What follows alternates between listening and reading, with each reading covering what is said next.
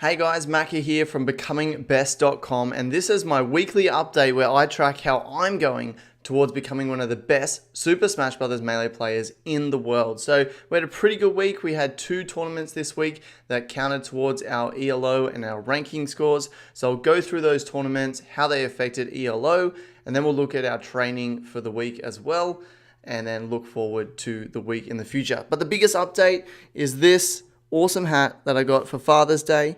So Jigglypuff is the character that I main in Super Smash Bros. Melee, and my thank you very much to my beautiful wife and children for getting this for me for Father's Day. I love it. It's a sick hat. It's so good.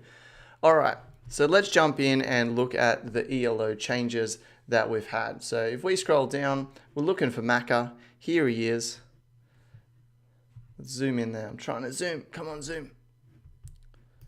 All right, it's not liking me. There we go. There we go. Okay. All right, so we can see that I've actually dropped in ELO this week. So there was one major loss that kind of caused it for me, where I lost to someone who I probably shouldn't have lost to, but man, he played well. Otherwise, we probably would have jumped about 20. So it would have been like 70 higher than this, so 1682.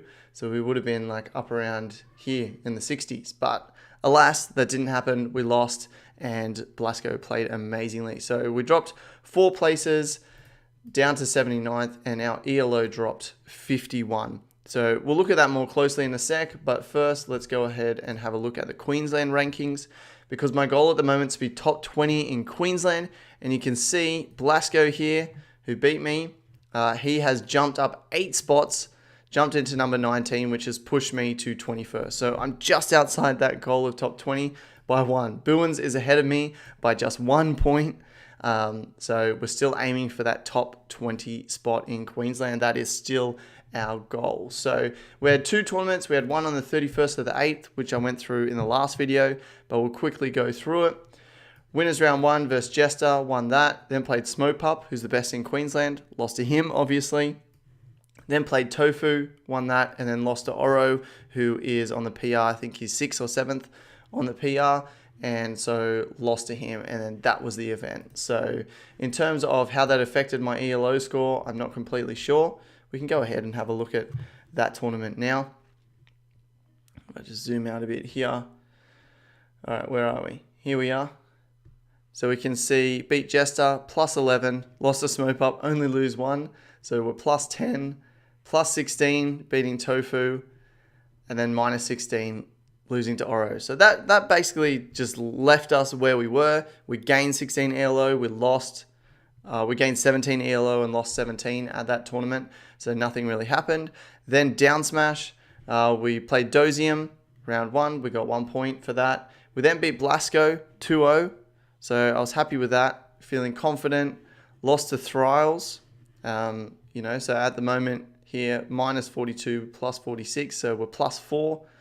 We then beat Mungo, plus 15, so that would be plus 19. But then you can see here that we lost to Blasco in a very close 3-2 set. Though the last game, his Sopo just ran away with it, and he 2-stocked me in that game. So very well done to Blasco for beating me. I'm very disappointed to lose to him. I don't want it to happen again, but it's given me the fire to go forth and to continue to practice. So all in all, ELO has fluctuated, gone down a little bit. I was concerned that last week my ELO was severely inflated because of amateur bracket. But looking now, if I had beat Blasco, then I would have got like another 40 points or something like that. Wouldn't have lost 70, so we would have jumped even higher. So maybe it's not inflated, but yeah. Close matches. Would have really liked to play Booins, but I didn't get to play him. But yeah, so overall, I'm fairly happy with it. We haven't moved around a great deal, but we've done pretty well. So now let's go ahead and look at the practice. So we're going into our September summary. And so we can see that I started the month pretty well. I'll just zoom in here. Started the month really well with a couple of days of over 2 hours practice. We then went into the weekend. What days were the weekend? Let me just check my calendar here. So, all right, the 2nd and the 3rd was the weekend. So pretty happy with how much practice I got over the weekend. That's kind of the hardest time to practice but thank you to my wife who lets me practice at night on the weekends so I can get up my quota. Then had another good practice day, and then drove down to the Gold Coast on the 5th for... Is that right? On the 5th? Yeah, on the 5th I drove down to hang out at Thrall's house and then go to Down Smash. Then drove home from the Gold Coast on the 6th, so didn't get much time to practice on that day. So probably going to drive home at night after Down Smash in the future so I can practice the following day. And then got some good practice done yesterday. So all in all, we're kind of falling behind where we wanted to be for the month. So we wanted to get 70 hours divided by 30 days. So that's 2 hours and 20 minutes a day. We're falling behind that. And you can see that we currently need about 2.5 hours a day of practice in order to reach our quota. I'm not thinking that I'm going to make my quota this month at all.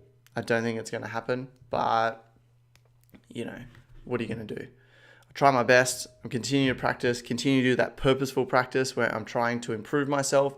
Biggest thing I've been working on is just my wave dashing. So I'll open up YouTube and I'll show you guys what I've been working on.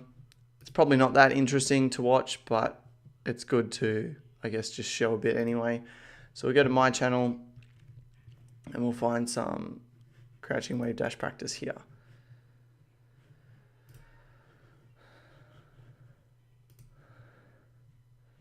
I'll mute this because I was listening to some inspirational stuff at the same time.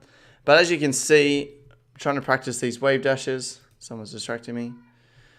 And when I'm going gold, that means I'm doing it perfectly timed. So as quick as you can do it. And when you see the green, that's a bad thing. So we shouldn't be seeing green. Green means that I'm in the state where I could be doing something, but I'm not. And so the goal is to get these faster. So it should be always yellow and never green. And so this is a really great way to get feedback for me when I'm doing wave dashes to make sure that I'm doing them perfectly every time. I want to see yellow every single time. And then once I can do that consistently, then I'm going to focus on really removing those greens and making them as fast and as quick as possible. I've also started doing some net play and started getting wave dashes into my net play. So I was playing this morning against Cookbook, who is an Ice Climbers player. And I'm not sure if we'll see it here, but basically I'm trying to do wave dashes. I often just play and just forget to do this stuff. But it's definitely something that I'm trying to incorporate into my gameplay, something to do more often. It's very stuttery, this match.